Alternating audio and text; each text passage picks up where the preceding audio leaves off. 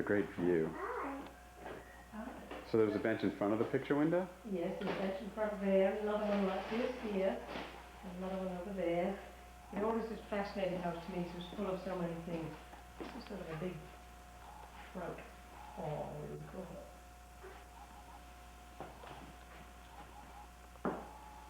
So nobody, would people ever sit in here or just? Not so much, no, except to look at the view and that sort of thing, mostly up at that end.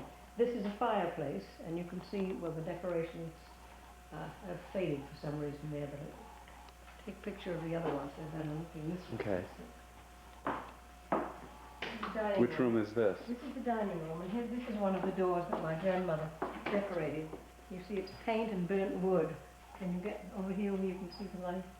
Yeah. And that was all around this hall, including these doors here that go into the living room.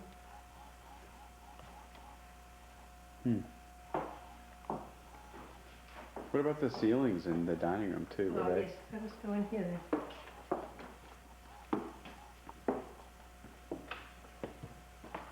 Now, she decorated the ceilings in the dining room. It's been quite hard work. How long did it take her to do it? I don't know, I mean this was long before I was born. But over here she did some heraldic designs. If you come over here you'll see them. She was interested in heraldry, and so you can see some of the Oh shields. yeah. And this little one here, she painted this, which is probably a copy of something in a European thing she's seen. Mm-hmm. And this would be the fireplace, and the Dutch Delft tiles.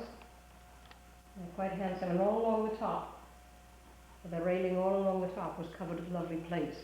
All the way around? All the way around. And there's a big sideboard here, big Bavarian sideboard here, and another one over there for that couch sheet.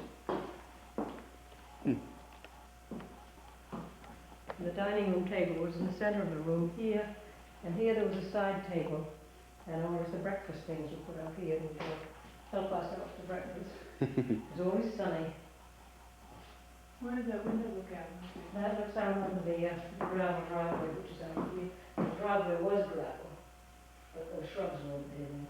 How many people would be here typically at any time? Well, when it was just the family, well, I had two brothers and one sister, my father and my mother and my grandmother and my great aunt. Mm-hmm. And then, of course, my mother was brought up here. She had a brother who died in foreign service, and then saw him and her father, my grandfather, and so he died from four.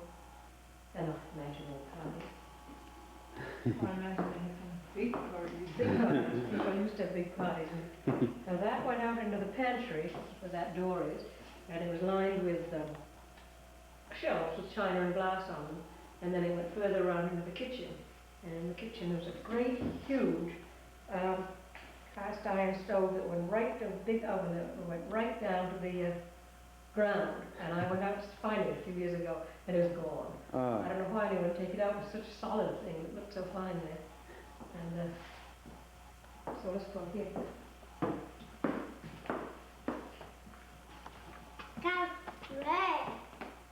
Now on the staircase there used to be some Chinese tall bronze vases going up here, and they were always full of fresh flowers as you went up the stairs. And of course the walls were brighter, everything. This was the library. I don't think there's anything to take in there. And this door was decorated by my own mother, not my grandmother. She painted that door. That is beautiful. That is beautiful. That looks like something you would have done. It's pretty, isn't it? It's quite nice woodwork all around here. It's And gorgeous. that was the library in there. And I think maybe take this wall to the immediate right shows the... Are these original shelves? These are the original shelves. Yeah. A little packed in today. Everything in there today. In fact, it's fireplaces. The period of, Victorian period. Huh. Here's the plant. Hi. Hi.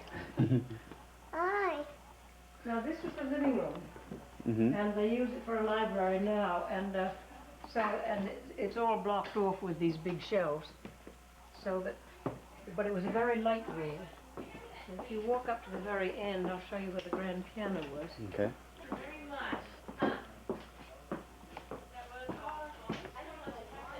The piano was here, a grand piano here. With the alcove over. Yes, behind here was an alcove with chairs that looked out into the garden and the view. You see, they made the most of the view. Yeah. And then on the fireplace here.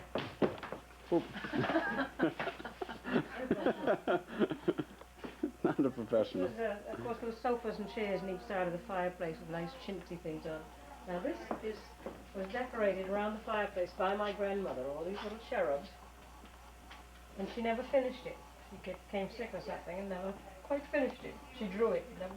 We always used to notice that. Oh, so. You see? Mm-hmm. I wonder why nobody decided to finish it. I don't know. She never did it. But it was a brighter color then, brighter blue. And on the walls, of course, there were all sorts of pictures and things. What'd they have up on the mantle? Those Chinese vases mostly in groups of 5. What do they call it in groups of 5? 4 vases and then another one that's a different. I can show you some of the vases. We all have them. Down at this end, while you're up here. Yeah. This has been added on. This really? telephone desk here. This went right out onto the porch here. And then there was another place to sit around the corner here. You see this? Oh, yeah. See there? See the old woodwork there? It goes around. And then, so the view went right out like that. And over there, of course, are more racks for decorative plates to be hung. All along there. There was a lovely Venetian glass chandelier here, which my sister Violet had, right here in this one of these corners. And she has it in her house She in does? Washington, yeah. Those doors were not there, so don't take that. Okay. That was all the part of the kitchen and back room. And now this was always here, as you entered it, these mirrors with the settees on them. And there was a big chest here with lovely things on it. The mirrors are beautiful. Isn't that nice? Now I'll show you some pictures in my albums of this room with my mother sitting in it, which is a little view, and you'll recognize it right away. So this is a big, bright, sunny living room. See from the woodwork that it was nice. Yeah.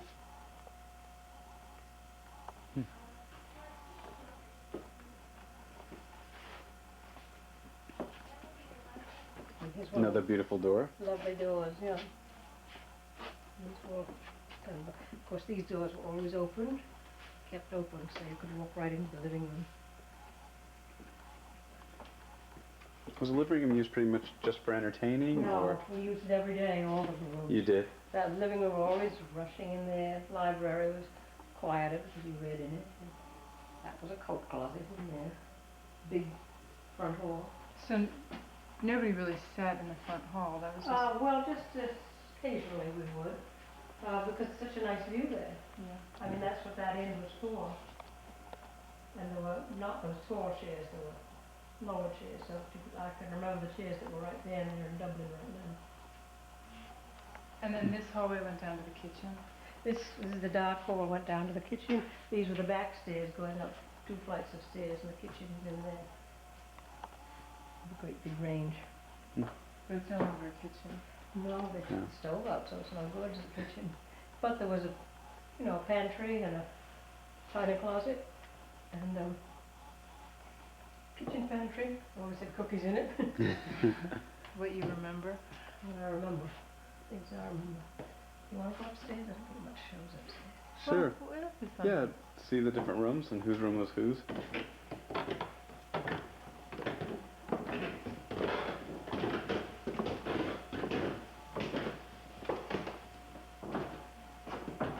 was a very light house, and there was always just a back wall.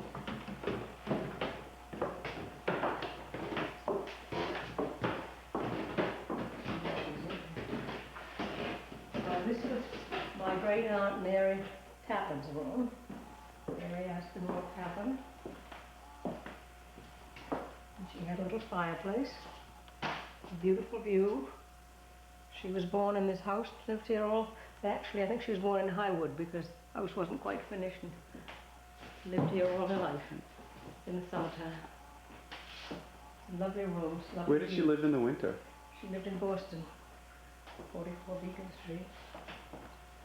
I remember the bed was here. She was such fun to visit. She had all sorts of things that we would play with. Little cupboards and little boxes to open. And here she had a wash stand. Oops. The wash stand was a table with a marble top and a beautiful set of a bowl and a pitcher and soap dishes and different things. And it was white china with pink flowers, as I remember, little blue ribbons. It was very fresh, and right behind it there was a white muslin curtain, so that which was kept fresh. She did her washing in here. In those days, I suppose there was one bathroom or something, but although my mother and father had more bathrooms put in, and but it was so pretty to stand here.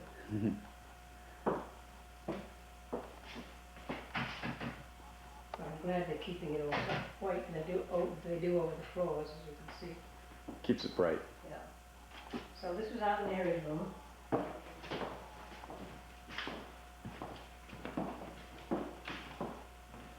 This was my father and mother's room. So was it just Aunt Mary and your mother were the only... Aunt Mary, my grandmother. Yeah, sorry. Yeah. My grandmother, I remember now. This was my father and mother's room. Lovely room. See? Right. Beautiful room. They had a big bed here.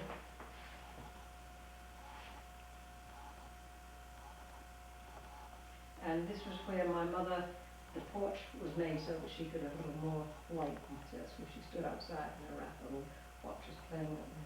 So she just step up on the... Yes, I guess so. I'm looking at this here. But this is where it was. It certainly was there because the roof is flat. You can see it there. The chairs that I now have in my dining room in Dover were the chairs in this bedroom. There's a very pretty chintz on them.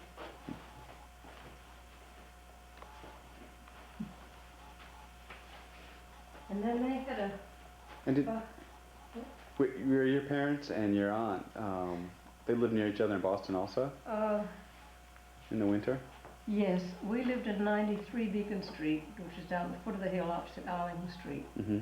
And they lived in 44 Beacon Street with my grandmother and my great aunt and my grandfather, but I never saw him. He died in 1915, which is just one on the 44 Beacon Street, is just opposite the Common, and one down from the Somerset Club, one doorway down from the Somerset Club.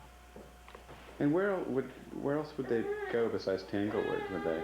In the summer? Yeah?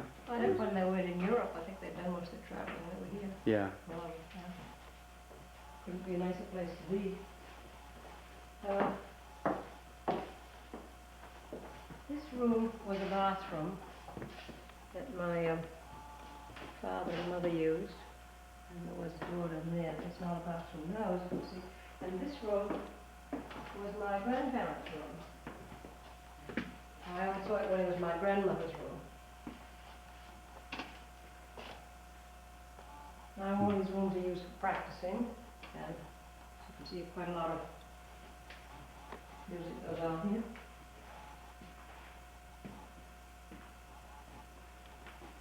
Was your mother an only child? No, she had no brother. She had a brother. And see, that went into their bathroom there. This is a picture of Aaron Copland, Seiichi Ozawa, and Leonard Bernstein. And there's Bernstein again with Aaron Copland. And I remember here, this end of the room, these lovely cupboards. I wonder if they open. This is where they kept a lot of things. Lovely shelves and cupboards, and they always smell them. The pretty ceiling. Mm. And there's a dressing table over here. It was from these windows that the window boxes were. Petunias and different things which festooned down into the... It's a beautiful room. A lovely room. You can really stood up pretty well when you consider all the things that have been done with. Who painted this door? My grandmother, she did all the rooms. She must have had a lovely time doing this.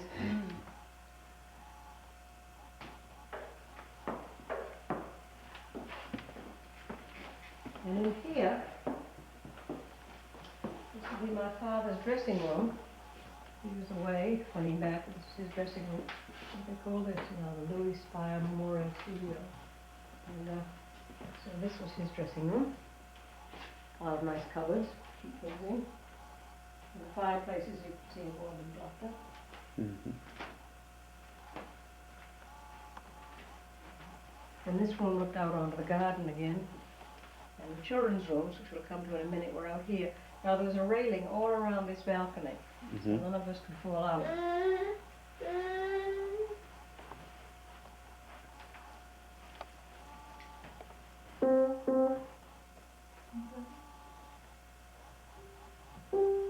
That's the one. Maybe it's going to pick up some of the musical talent in this family. Piano or two in every room, isn't there?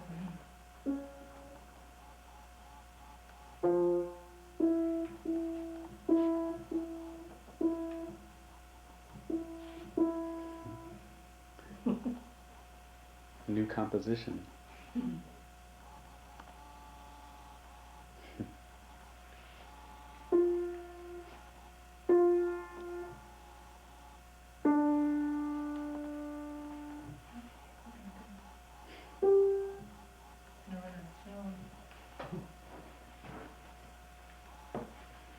Now this hall went down to the children's room, where all us lived. Yeah. And these that were the back stairs, you remember, they started down here, they went up here, and there were rooms up there for the maids. So it was all maids' quarters upstairs. Upstairs, yeah. And I always thought this was the darkest, gloomiest stairs I've ever seen. I still think they are.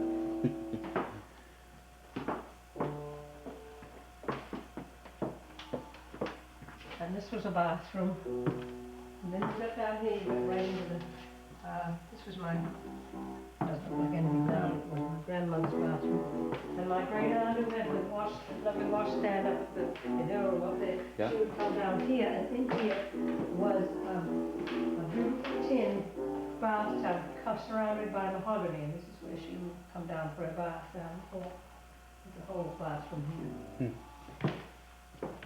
And here there was a cabinet, big cabinet with drawers, and you opened the drawers, inside there was a butterfly collection. And as children we used to come and look at this butterfly collection, open the drawers and see all these butterflies. And this is where there was a Who collected the butterflies? I guess my grandmother must have or something, she probably did that. And here was the telephone on the second floor. Not too many telephones. No, not too many. I used to hear the telephone conversations because my room was down here at the end. Now, this is the room that I had.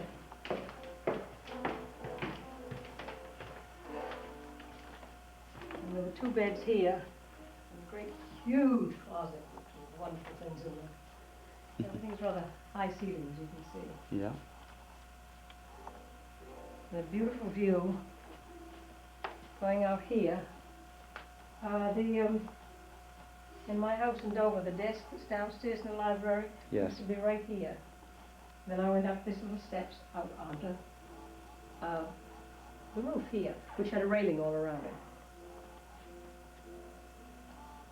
This is the fireplace. It's very pretty. At least it was. The sideboard that I have in my dining room now is right here, and I use it as a toy cupboard. And over there was a long, big dressing table thing with a mirror, which is now in the house in Dublin. And this was a wonderful big playroom for all of us. We were always So you'd all play in here? A lot of us, yes, because it was the biggest room. Yeah.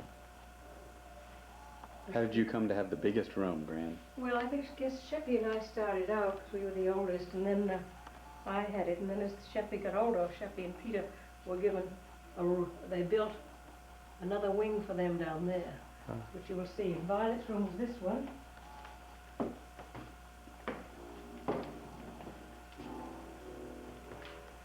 And this again had a lovely window seat and a little fireplace, see the little mantel. For how long would you be out here when you came for the summer? About 2 or 3 weeks, the end of every summer. Mm-hmm.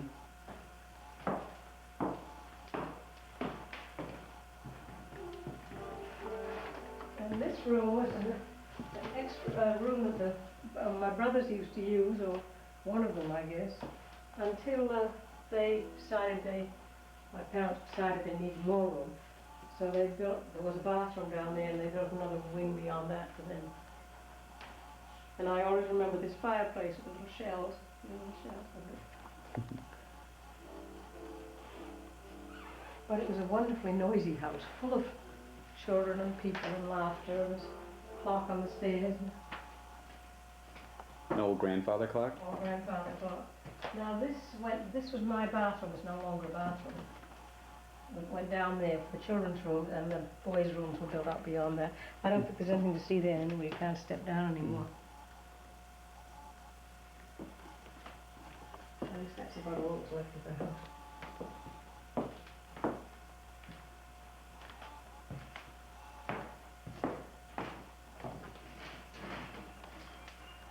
When we used to come back, we used to look at fascinating things in the closet that we would remember as children.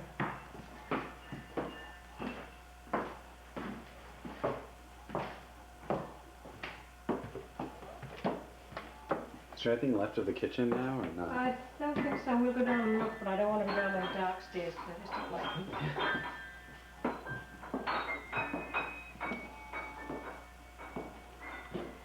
This used to be Dan Gustin's office, and once there was going to be a meeting there a few years ago, which I was attending, and I came up the stairs, and Dan came out of the room, which used to be Aunt Mary's room, and he said, "Welcome home."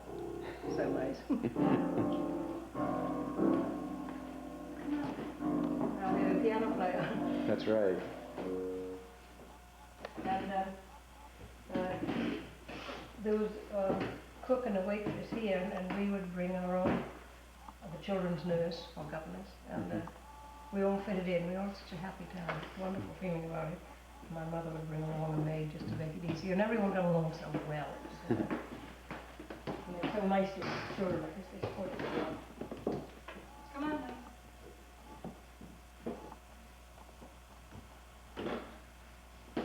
You're pretty good at that. Whoops. Just as I said. Now this went down into the kitchen, but I don't remember much about it now. It's so dark. Yeah.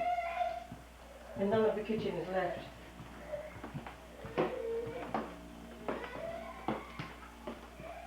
No, it's all been cut up into little offices. Yeah. It was sort of a big kitchen with a wonderful big range in it. And a kitchen pantry, a larder and everything. And a laundry down the end.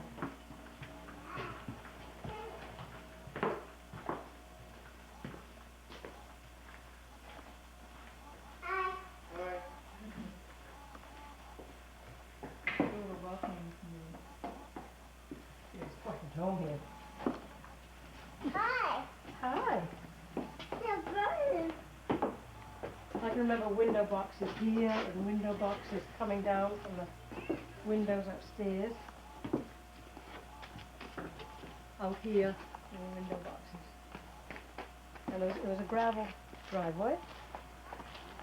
Did it come in just like the driveway does now? Yes, only it was gravel. I remember the sound of gravel going. Now those 3 trees down there are the cut-leaf maples, and I can remember when they planted them, because they decided there wasn't enough trees, I guess they needed something. This was a field where the shed is, all field. And then the tall pine trees there, which is what Tanglewood uses for its logo, Yeah. that path went all the way through to Highwood, which is the adjacent property.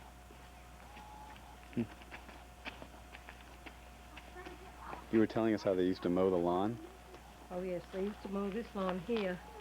There were 2 workhorses named Ace and Diamond, and one of them they had some sort of a lawnmower arrangement, a great big thing, and it would be attached. The horse would pull it back and forth on a summer day. And Violet, my sister, when she was a little girl, about 4 years old, would sit on the farmer's lap when he was doing it, go back and forth. Hey.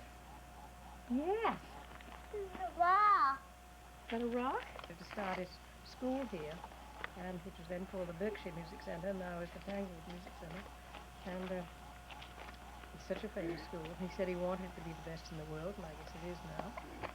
Or both the best, or one of the best. So you think your mother would be pleased? Oh, yeah.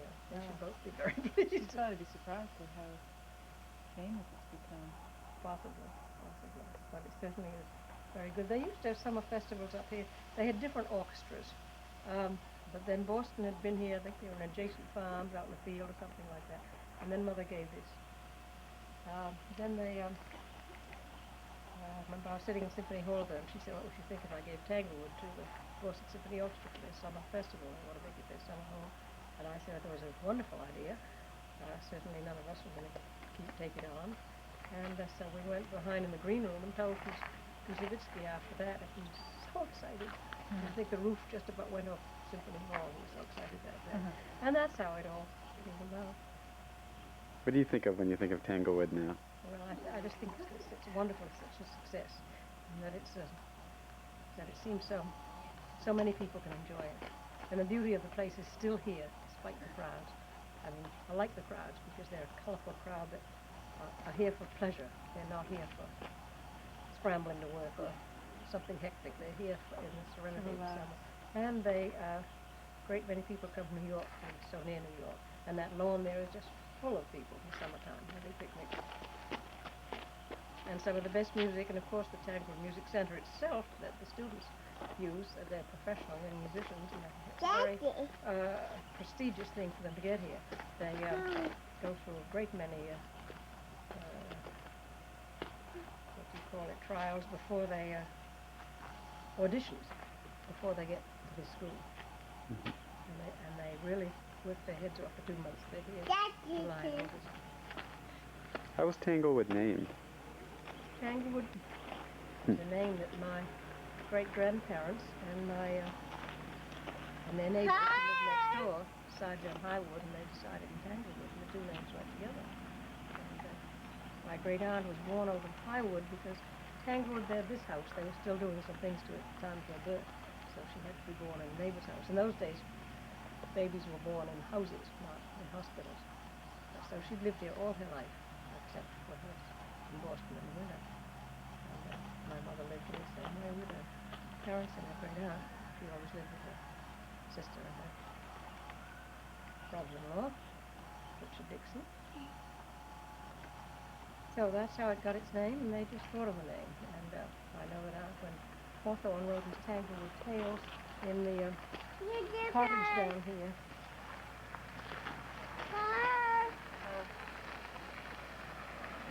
people thought that they had the place was named after Hawthorne, but it's not true. Despite what the books say. And my mother wanted that mistake changed, but she never did before she died, and so I'm doing the best I can. And Spread the word. Spread the word, and I hope all of you will too. Where was the path to go down to the bowl? Oh, straight down beyond the farm building. It's a red building down there, and we walked down across the fields. Actually, by the time we got beyond the barn, there wasn't any path. We just wandered across the fields down to the Stockbridge Bowl, which was fun because it was fun to be by a lake. How long would it take you to get down there? Oh, I don't know. We'd spend all day going back and forth. It looks like a long way. But it's Yes, not. it was. It seemed a long walk, but not excessively so. It was a nice thing to do. I never thought it was a long walk. Farm cows. And we used to try to milk them as children. And that was rather hard to do. Farmer could do it, but I couldn't do it. Mostly because he had a much bigger hand and I couldn't do it.